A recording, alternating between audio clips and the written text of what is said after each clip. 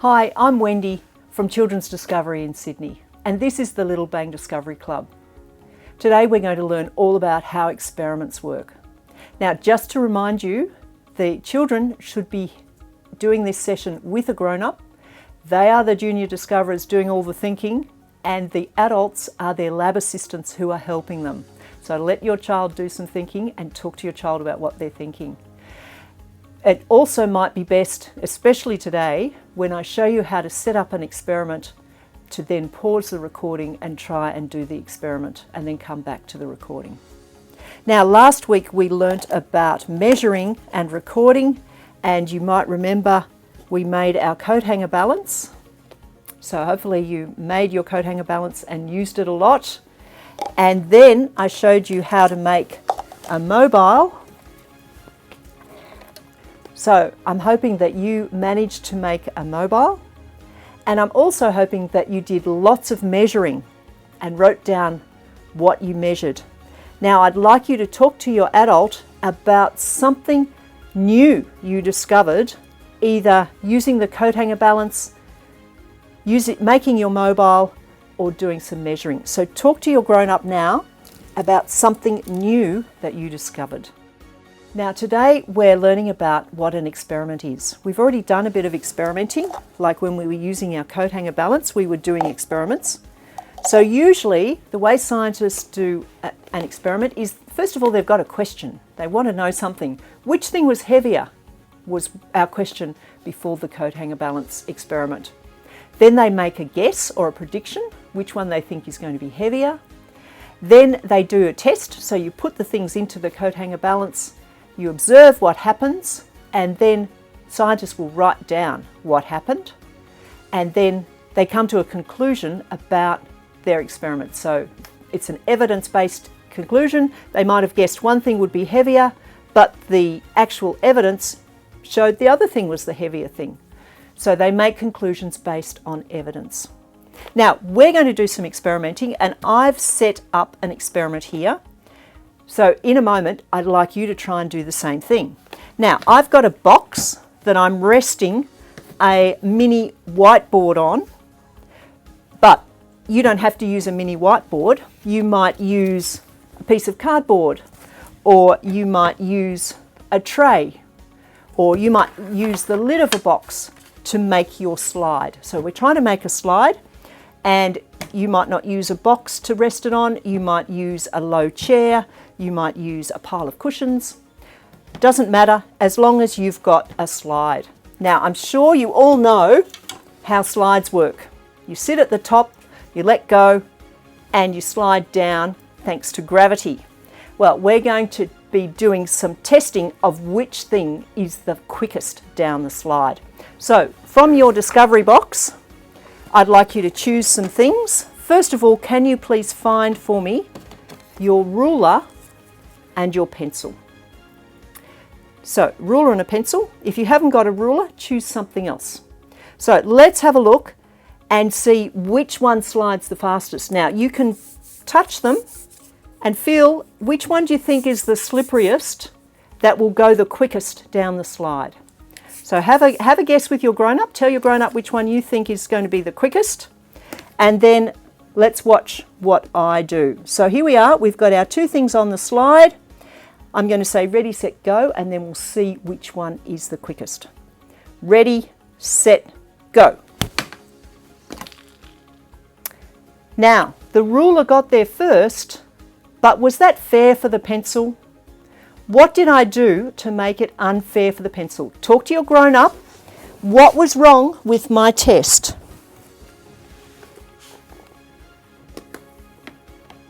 Now, I'm hoping that you all said, I didn't let them go at the same time. If it's going to be a fair slide, you've got to let go at the same time. Okay, so this time, I'm going to try and let go at the same time, and we'll see which one is the quickest down the slide. Now, once again, you can have a new guess because you've already seen this experiment, even though it wasn't fair. And if you want to change your mind, you're allowed to.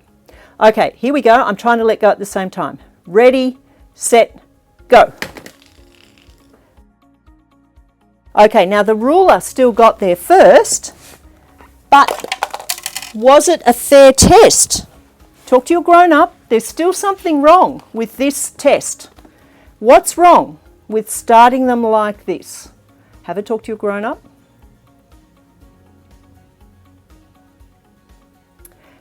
Now, I'm hoping that you realised that the ruler starts from down here and only has to go this far, whereas the pencil starts from up here and has to go this far. So that's not very fair. Talk to your grown-up about how we can change something so that they both slide the same amount. Now, sometimes children have suggested to me that we should cut the ruler off about there to make it fair. And sometimes children have suggested to me that we should stick two pencils together to make it fair, so both items end up being the same length. Now, that's not so easy to do. Another solution, which you might have thought of too, is let's make the starting line the same. So now both objects have to slide down the same distance. All right, have a guess which one's going to be the quickest. You're allowed to change your mind. Ready, set, go. Oh gosh, it's hard to tell, isn't it? We'll try that once more, and with the magic of recording, we might even be able to get it in slow motion so we can see which one is the quickest. Let's try that again. Ready, set, go. I think the pencil just got there. Now, you're going to test some things down your slide. You can test your ruler and your pencil, and then you can choose some more things from your discovery box, like your chopstick. Say the pencil was the fastest, maybe keep it and test it against the chopstick or your big spoon. Then if the pencil's still the fastest, perhaps you'll test it against the coat hanger. And then you might like to test it against the magnet. So feel each thing, see which is the slipperiest one, have a guess, and then test it fairly and see which one is the best slider. Okay, so how did you go? Did you get expected or unexpected results? And what was the fastest thing down the slide for you? I'd like to show you how my experiment went with the pencil and the magnet. So there's a magnet on the back of this little fish. So when I put them on, making sure that they start out at the same spot, or maybe I should put the fish pointing down so it can swim down quickest. Here we go. Ready, set, go. Oh no! My fish didn't slide at all. Now there's a reason for that. This is a magnetic whiteboard.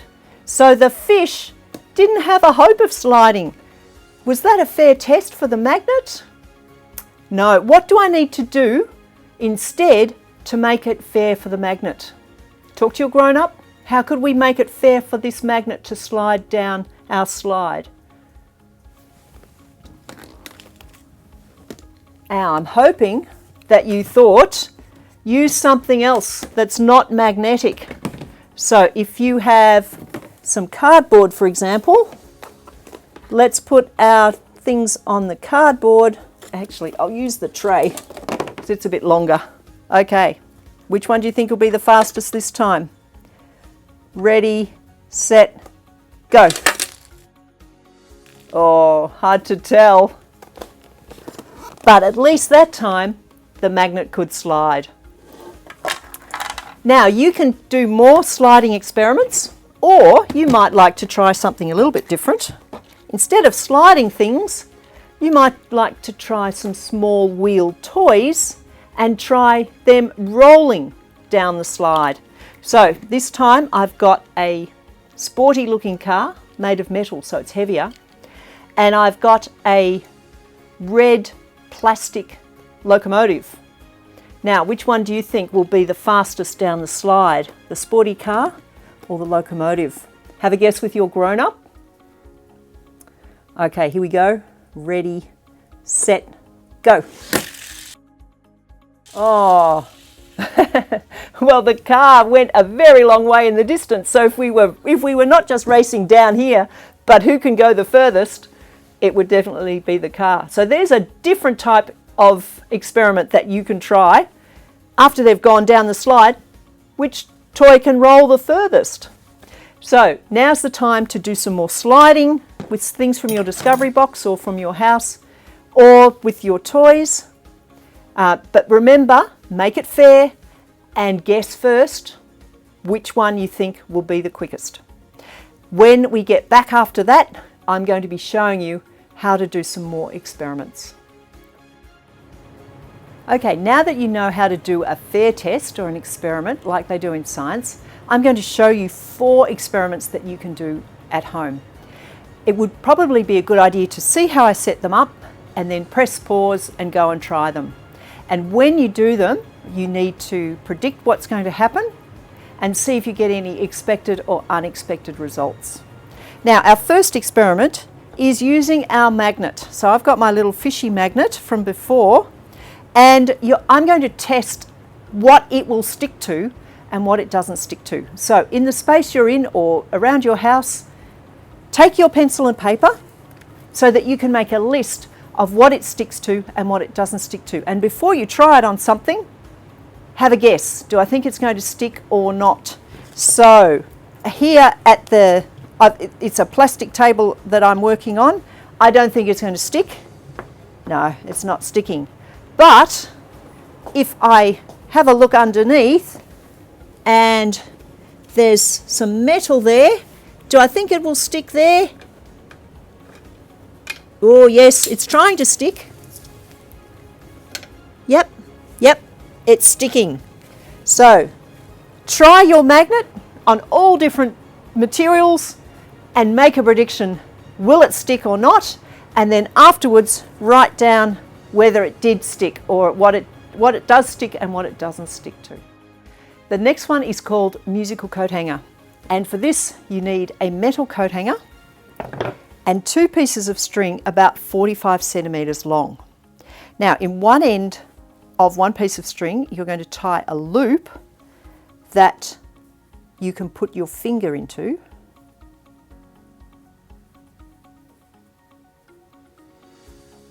So my finger will fit in there, and the other end you tie to the coat hanger.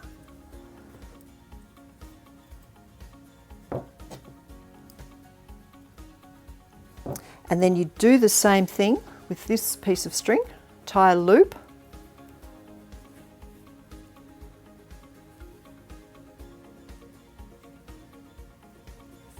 and tie it on to the coat hanger.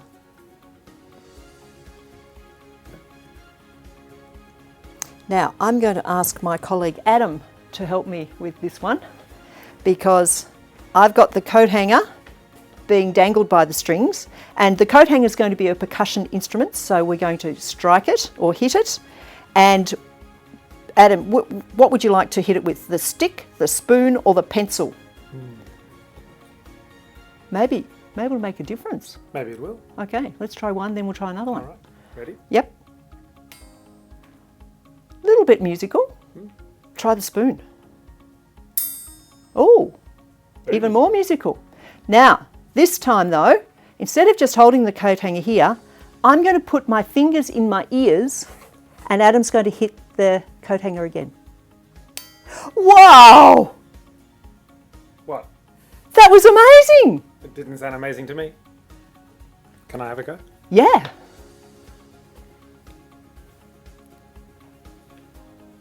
What would you like me to use? The pencil, the stick, or the spoon? Let's do the pencil. Pencil? You've got the pencil? I've got the pencil. Yeah. Okay, fingers in. Ready? Oh, wow. That's amazing. So, set up your musical coat hanger and let everyone in your family try it, because it is amazing. Now, the next experiment we're going to try is called sink and salt. So, here we have 2 cups with tap water in them. Now, I'm using transparent cups so that you can see, but they don't have to be. They can be coloured cups, they can be ceramic cups, just something that will hold the water.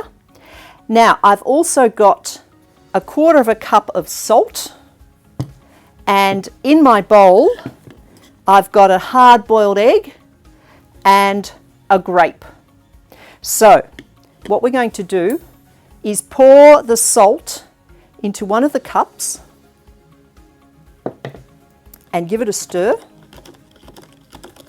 So now you can see that we've got plain tap water and salty water. Now the experiment that you're going to do is to carefully float the egg on top of the water and see what it does. But before you do, you need to make a prediction, have a guess. Do you think it's going to sink or do you think it's going to float?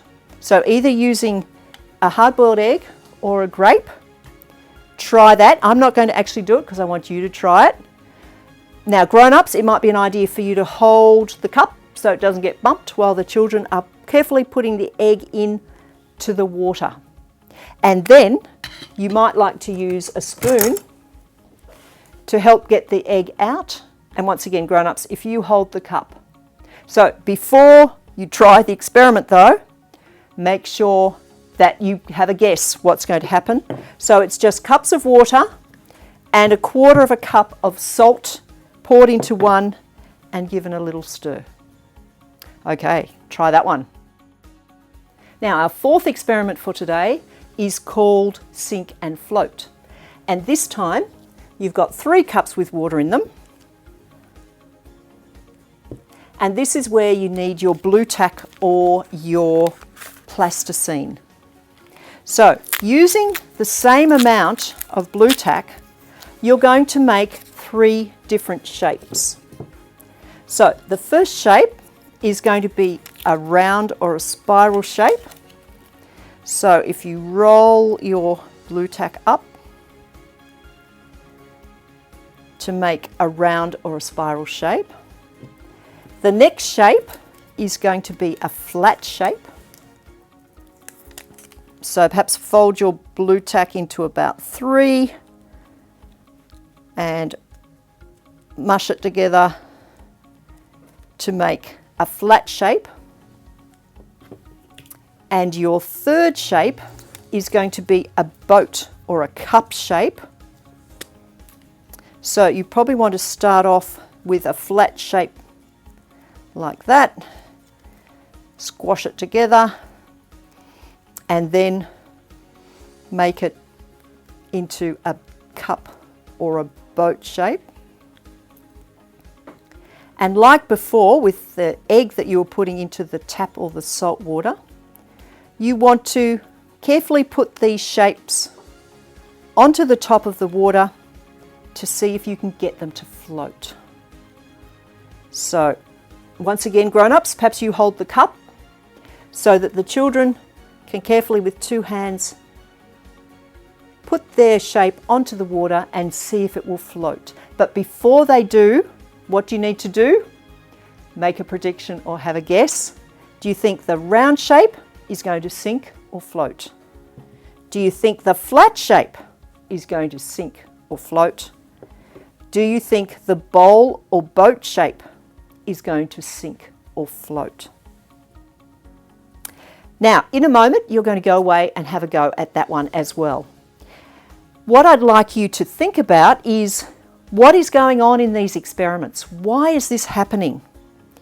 Next week, we will start our last session explaining the science behind what happened in these experiments. But it's really good if you can have a think about it in the meantime. Try and think about what is happening. Why did this happen?